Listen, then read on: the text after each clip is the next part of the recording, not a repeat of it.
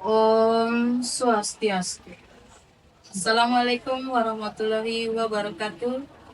Salam sejahtera untuk kita semua. Shalom, nama budaya. Perkenalkan, nama saya Niputu Febrilia Dewi SPD dengan NIM GT 11124427 LPTK Universitas Katolik Widya Mandira. Saya sebagai guru bimbingan dan konseling di SMP Negeri 7 Denpasar. Berikut adalah video konseling individu dengan menggunakan teknik relaksasi dan teknik desensitisasi sistematik. Om Santi Santi Santi Om. Assalamualaikum warahmatullahi wabarakatuh. Salam sejahtera untuk kita semua. Shalom, nama budaya. Ya, Om Swastiastu, Bu. Swastiastu, silakan masuk. Masuk, Bu. Ya, silakan duduk, Nak. Oke. Halo, apa kabar? Baik, Bu. Ibu gimana, Bu? Baik, sudah makan? Sudah, Bu. Oke, semangat sekali kayaknya. Semangat apa sedih nih? Lagi sedih Dua-duanya ya? sih, Oh, Bu. dua-duanya. Oke. Gimana? Ada masalah? Sejauh ini, jadi sebenarnya sejauh ini selama saya mengikuti pembelajaran, saya menghadapi masalah sih, Bu. Oke. Nah, sebelum itu saya mau tanya dulu nih. Pernah nggak mendapatkan layanan konseling? Tahu nggak konseling itu apa? Saya nggak tahu, Bu, dan saya juga belum pernah mendapatkan layanan konseling. Baik, jadi belum paham ya artinya Iya, konseling Bu. itu apa. Oke, sebelum lanjut nih ke permasalahan yang dihadapi, saya mau menjelaskan dulu ya tentang konseling itu seperti apa. Ya, Baik, Bu. jadi konseling itu adalah suatu proses ya layanan yang diberikan oleh konselor kepada konselinya. Konselor itu adalah saya sebagai guru BK, konseli adalah kamu ya. Jadi kamu sebagai konselinya ya. Jadi biar nggak bingung, apa sih konselor, apa sih konseli gitu ya. Jadi konseli itu adalah contohnya adalah kamu, Nak. Jadi kamu yang menghadapi masalah, kamu yang punya masalah, konselornya adalah saya yang menangani, saya berusaha menghadapi, memberikan solusi dari masalah ya. Jadi dalam konseling ini nanti ada asas yang harus kamu tahu. Kita ada 3 asas ya, Nak. Yang pertama itu kita pakai asas kerahasiaan. Jadi di mana asas kerahasiaan ini nantinya setiap masalah, setiap apa yang kamu alami, apa yang menjadi beban atau pikiran kamu selama ini, kamu bisa ungkapkan ke ibu.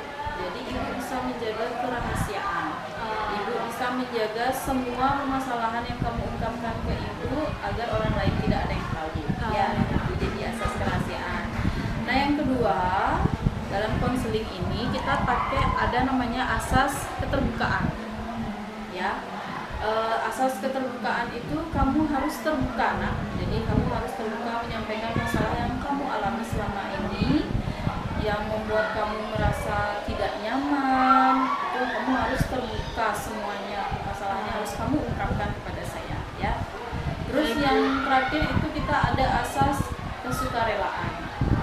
Jadi sebelum kamu datang ke ruangan ini, kamu harus punya perasaan yang rela di mana setiap masalah yang kamu alami, kamu rela untuk menceritakannya kepada saya dan percaya bahwa saya mampu untuk menyelesaikan masalahmu dan menjaga semua kerahasiaan dari masalah-masalah yang kamu hadapi ya, Nak. Baik, Bu.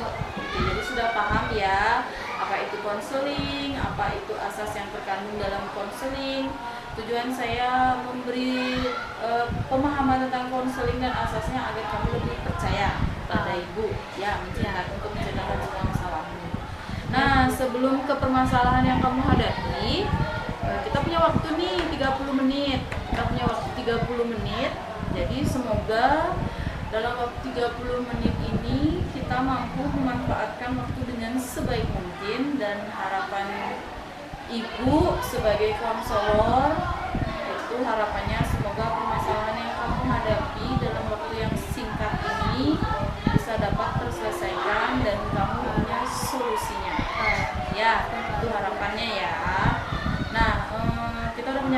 menjelaskan nih masalah waktu dalam kegiatan konseling kali ini. Oke, kamu boleh bercerita dulu masalah yang kamu hadapi seperti apa, Ibu, biar tahu nih masalahnya seperti apa. Tadi kan baru cerita sedikit tuh, sekarang lebih konkretnya lagi, Ibu, biar tahu permasalahan yang kamu alami seperti apa. Iya. Cerita pelan-pelan. Oke, Baik Bu, silakan. jadi sebenarnya selama saya menjalani proses pembelajaran itu saya selalu merasa tidak percaya diri. Oke, kamu merasa tidak percaya diri, Iya. Hana. Oke ya, lalu? Lalu setiap ada guru yang melontarkan pertanyaan ke saya sebenarnya bisa dan ingin menjawab Bu. Tapi semua rasa percaya diri saya itu malah Hilang terbalik Bu. jadinya. Ya. Oke, jadi berarti selama Gugup. ini gugup. Berarti selama ini yang kamu hadapi adalah kamu merasa kalau di kelas setiap menerima pembelajaran dari guru, yang kamu rasakan pertama adalah gugup, Iya Bu. takut, Iya Bu. cemas, Iya. terus tidak percaya diri ketika kamu tidak bisa menjawab nantinya pertanyaan dari guru yang diberikan ke kamu. Iya, Berarti Bu. gitu ya. Oke, rasanya tidak enak ya Nak punya Iya, Bu. perasaan seperti itu ya. Saya tahu bagaimana rasanya. Pasti rasanya sedih banget ketika guru menjelaskan di depan kelas, kita tahu jawabannya, dan ketika kita diberi pertanyaan oleh guru kita mampu untuk menjawab, tapi ternyata ada perasaan yang menjawab, kayaknya saya tidak percaya diri dengan jawaban saya kayaknya cemas dengan jawaban saya, kayaknya nggak benar nanti jawabannya, saya takut nanti ketika Iya, saya Bu. menjawab Takut pertanyaan, salah. iya takut salah. Oke, Iya, itu Bu. saya benar-benar bisa merasakan apa yang kamu rasakan ya Nak. Iya, Oke, selain itu apalagi yang kamu rasakan selama pembelajaran di kelas? Sebenarnya sejauh ini baru itu aja sih Bu, dan saya harap kedepannya saya tidak punya masalah lagi dalam pembelajaran. Oke, iya, karena yang saya lihat setiap kamu pembelajaran di kelas itu kamu anak yang termasuk anak yang aktif ya Nak, bahkan aktif sekali saya lihat ya. Cuma akhir-akhir ini memang saya dapat laporan dari wali kelasmu, dari guru mapelmu, katanya kamu tuh kalau ditunjuk dikasih pertanyaan itu kamu tidak mau menjawab, bahkan ada jawabanmu yang salah, tidak fokus. Oh, ternyata ini permasalahan yang sebenarnya terjadi. Iya, Ya, Bu. kamu punya rasa tidak percaya diri dengan jawabanmu sendiri. Oke. Iya. Nah, begini Nak, nanti kita akan pakai 2 teknik ya Nak. Yang pertama itu Ibu akan pakai teknik relaksasi namanya. Jadi, tahu nggak teknik relaksasi Bu. apa? Oke, belum tahu ya. Iya, Mungkin Bu. baru pertama kali dengar ya. Jadi teknik relaksasi itu di sini Ibu akan mengajak kamu untuk lebih rileks, membebaskan diri dari yang namanya perasaan ketegangan yang selama ini menghantui kamu ya. Jadi kamu bisa lebih rileks, lebih tenang, lebih nyaman ya. Terus nanti yang kedua, Ibu akan menggunakan yang namanya teknik desensitisasi sistematik. Pasti nggak tahu juga ya Nggak tahu apa juga, itu Bu. artinya tekniknya. Oke, itu teknik dimana kamu akan nanti Ibu akan ajak untuk membayangkan situasi atau keadaan yang membuat kamu merasa trauma, mulai dari yang kamu anggap keadaan itu biasa aja, sampai merasa sedang, dan sampai merasa keadaan itu benar-benar rasanya menegangkan, atau dari rendah, sedang, tinggi ya, dalam keadaan seperti itu ya. Jadi kamu di sini harus menyadari bahwa tidak ada kehidupan yang tanpa masalah ya Nak. Setiap manusia pasti punya yang namanya permasalahan ya. Ya, Jadi yang kamu harus pikirkan adalah kamu harus banyak-banyak berdoa, berikhtiar bahwa setiap masalah pasti ada solusinya. Ya, gimana? Tertarik nggak ikut teknik yang Ibu akan berikan nih? Tertarik sih Bu, kebetulan juga sebelumnya saya belum pernah dengar Bu. Oke. Ya, nah sebelumnya di sini Ibu harap kamu bisa menuliskan ya, ini ada lembar form. Jadi kamu tulis peristiwa, situasi di mana situasi tersebut yang menyebabkan kamu merasa cemas, terus tingkat kecemasannya seperti apa, gejala fisiknya seperti apa, emosional yang kamu rasakan seperti apa. Ya. Baik Bu. Oke, silakan dikerjakan dulu.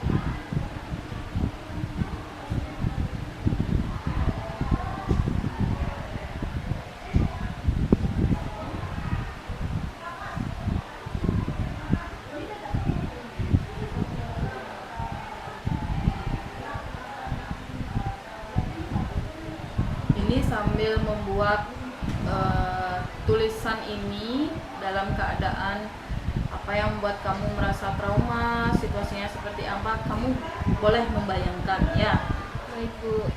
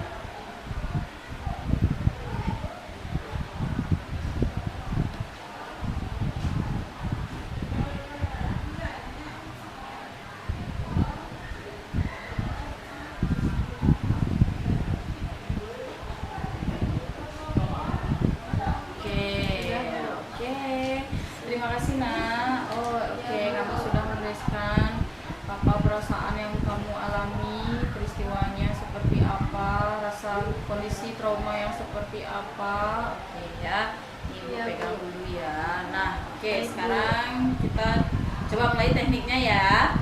Oke, coba rilekskan dulu tubuhmu nak. Nah, ambil posisi duduk yang membuat kamu merasa nyaman, membuat kamu merasa rileks ya. Jadi sudah nyaman? Sudah Bu. Oke. Sekarang kita mulai tarik nafas dulu. Tarik nafas. Oke, perlahan dari hidung tarik nafas. Oke. Keluarkan perlahan dari mulut. Oke. Tarik nafas lagi. Tahan. Keluarkan perlahan. Lanjutkan terus sampai kamu benar-benar merasa rileks dan nyaman. Kalau kamu sudah merasa rileks dan nyaman, boleh bilang ke ibu ya. Tarik nafas, rileks. Baik Bu, sudah. Sudah merasa lebih rileks lagi? Sudah. Oke. Nah, sekarang kita pakai teknik yang kedua ya. Kita lanjutkan ke teknik yang kedua. Baik Bu. Baik nak, coba kamu dengarkan omongan ibu ya. Kita mulai. Pejamkan mata dulu. Oke, pejamkan matamu dan tetap melakukan yang namanya relaksasi. Nah, dengarkan omongan ibu. Sekarang ibu akan menyebutkan keadaan atau situasi dari yang ringan, sedang, hingga yang terberat. Jika nanti saat relaksasi ini kamu membayangkan atau kamu merasa tidak sanggup, kamu boleh mengangkat tanganmu. Baik Bu. Mengerti? Oke. Oke, bagus sekali ya. Kita mulai. Tetap rileks. Rileks. Bayangkan kamu sedang belajar di kelas dan ada gurumu di sana. Belajar dengan teman-teman di kelas dan ada gurumu di sana. Oke. Nah, kemudian gurumu datang dan memberikan pertanyaan. Nah, sekarang gurumu mulai berbicara dengan suara yang keras dan memberikan pertanyaan kepadamu. Gurumu mulai datang, mendekatimu dan memberikan pertanyaan yang mulai dengan nada yang keras. Bu, saya nggak kuat Bu. Oke, silakan dibuka dulu matanya nak. Aduh, gimana rasanya? Apa yang kamu rasakan? Sebenarnya pas awal ibu bilang guru baru datang itu saya masih biasa aja Biasa Bu. aja, oke. Terus? Tapi semenjak ibu bilang guru mulai nanya ke saya tentang ya. pertanyaan itu saya mulai Ngeri, takut Bu. takut. Oke, Iya. kamu merasakan bahwa kamu ketakutan Iya, ketika Bu. saya bilang gurumu datang dan mulai menghampirimu dan mulai melakukan pertanyaan. Iya, Oke, Bu. kamu mulai gini ya, mulai merasakan ketegangan ya. Oke, nah coba sekarang kita coba lagi ya. Kita relax dulu. Nah, relax. Oke, tarik nafas dulu nak. Tarik nafas. Tahan.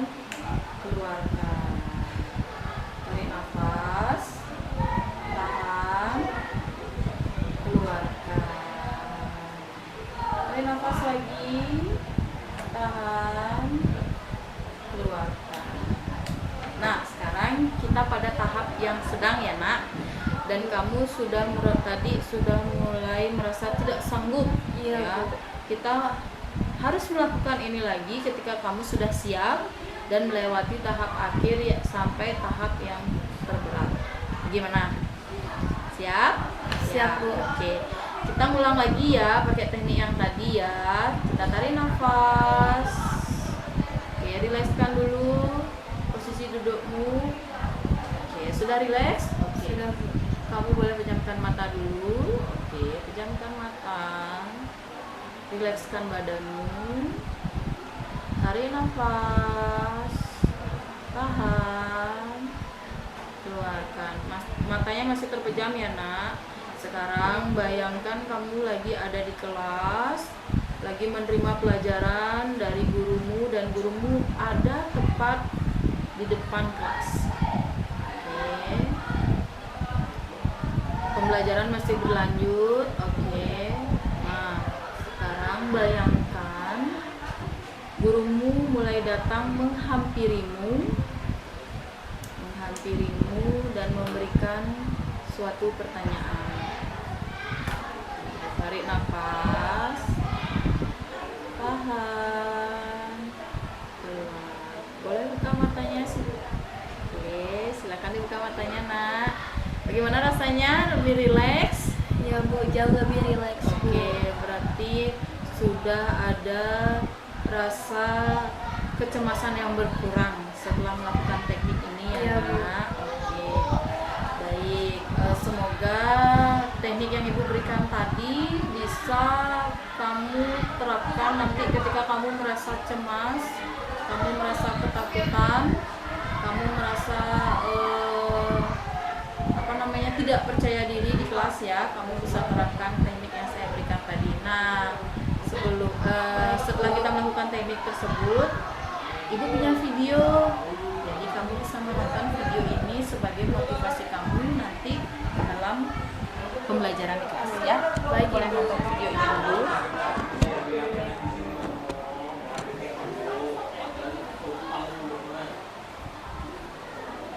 Tanya dalam kelas saat diskusi maupun presentasi. Kira-kira gimana ya kak? Oke, sebelum masuk videonya, kalian belum subscribe, silahkan subscribe dari bawah. Dan jangan lupa share sama teman kalian biar kita sama-sama belajar. Kak, aku dulu pernah nanya, terus pertanyaan aku salah, jadi aku disolakin kak, aku diteriakin, aku dikata-katain. Kak, jujur kak, aku malu banget kak kalau aku mau nanya kak. Kak, aku dianggap caper kak, caper, cari perhatian kak. Padahal kan aku cuma sekedar nanya kak, nggak mau caper-caperan. Pernah nggak sih kalian ngalamin hal itu? Dulu aku takut bertanya karena aku takut kalau pertanyaan aku salah, aku diketawain. Aku pernah ngalamin hal itu. Yang pertama yang harus kita lakukan, kita jangan takut. Kenapa kamu diketawain ketika kamu bertanya? Jangan Karena takut semua ya. orang bisa melakukan hal itu. Kamu bertanya tapi dia tidak bisa bertanya. Jadi ketika kamu bertanya salah, kamu diketawain. Padahal dia juga nggak ada apa-apanya. Jadi kita jangan ngerasa kalau kita itu sebenarnya membuat kesalahan yang fatal banget. Itu adalah proses pembelajaran di awal. Gak semua pertanyaan yang kita lontarkan kita ditertawakan. Gak semua pertanyaan yang kita tanyakan kita diteriakin, kita disolakin, kita dikata-katain. Kalau kita salah, kita diketawain, kita dikata-katain, kita disolakin, gak masalah. Karena emang hal itu sering terjadi di sekolahan. Ketika kita bertanya, artinya kita sudah menjalani proses berpikir. Makanya proses berpikir ini disebut hal yang sangat luar biasa dan sangat berharga. Kenapa? Karena semua orang gak bisa melakukan hal ini. Gak semua orang bisa bertanya, gak semua orang mampu bertanya, dan gak semua orang menggunakan pikirannya untuk bertanya. Padahal kita sama-sama punya pikiran, tapi gak semua orang mampu berpikir. Dan gak semua orang menjalani proses berpikir seperti itu. Jadi sadarilah ketika kamu berani bertanya, itu adalah hal yang luar biasa yang pernah terjadi dalam diri kamu. Jadi gak semua orang bisa bertanya, gak semua orang mampu bertanya. Jadi kamu jangan kalah sama sorakan itu, dan kamu jangan kalah sama teriakan itu, kamu jangan kalah sama tertawaan itu. Ketahuilah bahwa kamu akan lebih maju dan lebih baik karena kamu telah melakukan hal itu. Sebelum aku tahu bagaimana cara membuat pertanyaan dengan baik, bagaimana cara membuat pertanyaan yang efektif, bagaimana cara membuat pertanyaan yang berbobot, bagaimana cara membuat pertanyaan yang kritis, dulunya aku bertanya, aku diketawain, aku disolakin, aku diteriakin, aku dikata-katain. Tapi aku bodo amat, karena aku merasa ketika kita sudah bertanya, artinya kita sudah selalu lebih maju dari teman-teman kita yang gak bertanya sama sekali. Itu adalah diri kita dalam proses pembelajaran di kelas. Artinya kita udah lebih unggul. Jadi jangan pernah takut ketika kamu ingin bertanya. Sampai di sini paham? Aku pernah ngelakuin hal itu. Tapi ingat, ketika kamu bertanya, pertanyaan pertama kamu diketawain, besoknya kamu ambilin lagi, kamu bertanya lagi. Lakukan pertanyaan terus-menerus, setiap harinya bertanya, hingga akhirnya kamu mampu bagaimana cara membuat pertanyaan yang berbobot. Kamu mampu bagaimana membuat pertanyaan yang efektif. Kamu mampu bagaimana cara membuat pertanyaan yang kritis. Hingga pada akhirnya sampai di mana pertanyaan kita itu membuahkan hasil yang luar biasa. Bukan lagi teriakan, bukan lagi kata-kata yang jelek yang kita dengar dari mereka, tapi tepukan tangan mereka yang luar biasa yang mengatakan bahwa pertanyaan kamu bagus sekali, pertanyaan kamu luar biasa, dan pertanyaan kamu the best. Jangan hanya karena pertanyaan pertama terus down, merasa kalau hidup aku down sampai di sini aja, aku gak mau lagi bertanya, aku malu, aku takut. Please, setidaknya kata-kata ini mampu menyadarkan kamu, dan kata-kata ini mampu membuka pikiran kamu untuk bertanya ketika kamu berada di dalam kelas melakukan diskusi ataupun presentasi. Yang kedua, Kak, aku takut bertanya karena aku takut salah, Kak. Yang harus kamu sadari adalah kamu salah kalau kamu gak bertanya. Kamu lebih pilih mana? Kamu bertanya takut salah, atau kamu salah karena kamu tidak bertanya? Jangan sia-siakan kesempatan. Kalau ada kesempatan, bertanyalah. Ketika guru memberikan kesempatan ada yang ingin ditanyakan, maka kamu harus mengajukan pertanyaan. Ketika lagi presentasi di kelas, harus dibuka sesi tanya jawab, bertanyalah. Ambil kesempatan ini, jangan kamu sia-siakan kesempatan ini.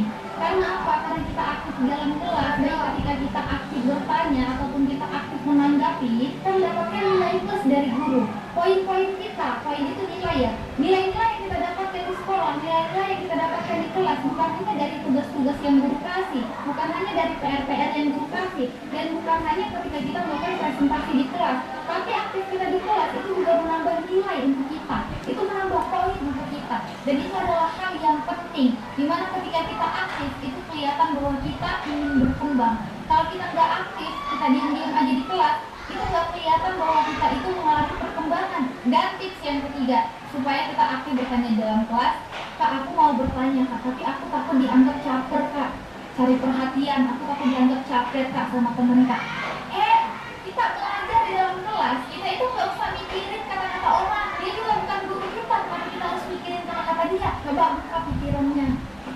Guru tahu mana siswa yang benar-benar ingin bertanya dan mana siswa yang caper, cari perhatian. Guru tahu itu. Jadi kalau kamu ingin bertanya karena emang kamu ingin tahu, nggak apa-apa, tanyakan aja, nggak masalah. Jadi kamu nggak usah berpandangan lagi sekarang. Aku takut bertanya karena aku takut dianggap caper. Please, buang hal ini jauh-jauh. Kalau di pikiran kalian takut salah, takut disorakin, takut diketawain, takut dikata-katain, dan takut kalau kalian dianggap caper, kalian gak bakal nanya sampai kapanpun. Jadi tolong buang hal ini jauh-jauh dari pikiran kalian. Kalau pikiran kita diselimuti sama kata takut, takut diteriakin, takut disorakin, takut dikata-katain, takut ditertawain, dan pikiran kita diselimuti sama kata malu, malu untuk bertanya, malu ingin tahu, malu aktif di kelas, takut malu-maluin juga, Kak. Kalau kayak gini pikirannya, kita nggak bakal bisa berkembang dan kita nggak bakal nanya sampai kapanpun. Rugi loh ketika kita punya pertanyaan tapi nggak ditanyain. Aku pernah ngalamin ketika proses belajar di kelas saat itu ya, ketika aku duduk di SMP, guru pun bertanya, kira-kira ada pertanyaan lagi, kira-kira ada yang ingin disampaikan. Jujur pada saat itu aku sudah menuliskan pertanyaan aku sudah menuliskan apa yang ingin aku tanyakan, tapi aku malu untuk bertanya. Nggak tahu aku kenapa malu, pokoknya aku malu aja. Hingga akhirnya aku nggak sampaikan pertanyaan itu. Sebenarnya kalau kita malu, kita nggak tahu faktornya apa, itu karena kita nggak percaya diri. Nah, percaya diri ya. Itu aku sedang tidak percaya diri. Sedang tidak Jujur percaya ketika aku diri. di bangku SMP, aku malu banget untuk menanyakan sesuatu pada guruku. Padahal pada saat itu guruku sudah mengatakan ada yang ingin ditanyakan, ada yang kurang mengerti, ada yang kurang paham, tapi sayangnya aku tidak bertanya. Rugi. Kenapa rugi? Karena aku susah tidur gara-gara pertanyaan aku itu tidak aku sampaikan. Nah, di sini kerugian kita. Kalau kita punya pertanyaan tapi kita takut untuk bertanya, kita malu untuk bertanya, pertanyaan itu bakal membuat kita bertanya-tanya sampai kita susah tidur. Aku pernah mengalami hal itu ketika aku duduk di bangku SMP. Dulu aku di MSN ya, MTSN, Madrasah Sanawiyah. Rugi banget, rugi rasanya ketika kita punya pertanyaan tapi kita nggak berani sampaikan. Padahal ketika kita berani untuk bertanya, itu artinya kita udah satu langkah lebih maju daripada teman-teman kita. Dari situ aku belajar, ketika aku benar-benar ada pertanyaan, dan pertanyaan aku itu pertanyaan yang nggak salah, maka aku harus berani mengucapkan. Ketika guru mengatakan ada pertanyaan, ada yang ingin ditanyakan, ada yang kurang jelas, ada yang kurang paham, atau pada saat presentasi dibuka sesi pertanyaan, dibuka kesempatan untuk bertanya, maka tanyalah yang ingin kalian tahu. Bertanyalah jika kalian punya pertanyaan. Jangan pernah takut, jangan pernah malu lagi sekarang. Buang kata-kata takut, buang kata-kata malu, buang kata-kata kalau kita bertanya dianggap caper. Buang hal-hal itu dalam pikiran kita. Karena kalau kata-kata itu masih menyelimuti pikiran kita nggak akan pernah bisa untuk. Oke, buang kata-kata. Kalau seandainya nanti ada yang bilang ketika kamu bertanya, ketika diberi pertanyaan oleh gurumu, kamu menjawab, buang rasa tidak percaya dirimu, buang rasa bahwa kamu mampu, maksudnya buang rasa teman-teman, mungkin aja ada teman-teman yang bakalan bilang, ih caper, ih pasti akan ada omongan-omongan seperti itu ya dengan teman-teman. Oke. Pokoknya ketika diberi pertanyaan oleh guru, ketika kamu merasa kamu mampu untuk menjawab pertanyaan itu, kamu yakinkan dirimu bahwa kamu mampu menjawabnya, bahwa jawaban yang kamu berikan itu adalah jawaban versi kamu. Ya, jadi jangan pernah berpikir nanti saya jawab tapi jawabannya salah terus dimarah guru. Tidak, Nak. Tidak ada guru yang akan marah jika anak didiknya mampu atau aktif untuk menjawab pertanyaan dari guru tersebut. Ya. Gimana setelah melihat dan menonton video yang Ibu berikan? Apakah sudah ada timbul rasa percaya diri yang selama ini mulai berkurang? Iya Bu, Gimana? saya dari video itu saya jadi paham apa faktor yang dapat Terjadi ya kalau kamu tidak percaya diri ya. Bu. Oke. Jadi setelah nonton ini kamu lebih percaya diri ya, Nak. Oke, Bu. rasa cemas sudah tidak ada lagi ya. Ya, Rasa gugup juga sudah tidak ada lagi. Nah, itu tadi konseling dan teknik-teknik yang sudah Ibu berikan kepada kamu ya, Nak. Semoga dengan teknik ini kamu mampu meningkatkan rasa percaya diri lagi dan menghilangkan rasa gugup dan kecemasan kamu selama ini ya. Ibu harap setiap apapun masalah yang kamu hadapi, ruang dan pintu ruang BK ini selalu terbuka. Jadi kapan aja kamu bisa datang ke sini, bisa bercerita apapun masalah yang kamu hadapi, kamu bisa bercerita dengan Ibu, karena kita sebagai manusia tidak boleh menyimpan masalah itu sendiri ya. Apalagi kamu umur pelajar ini tidak boleh menyimpan masalah itu sendiri, karena nanti akan berdampak ke pertemanan kamu, juga akan berdampak ke pembelajaran kamu di kelas, juga akan berdampak ke nilai-nilai kamu di sekolah, juga nanti akan berdampak ya. Baik. Oke, nanti kalau ada masalah lagi jangan segan untuk bercerita ke Ibu ya. Siap, Bu. Oke, terima kasih. Terima kasih, Bu. Selamat siang. Saya pamit ya, Bu. Iya. Terima kasih, Bu.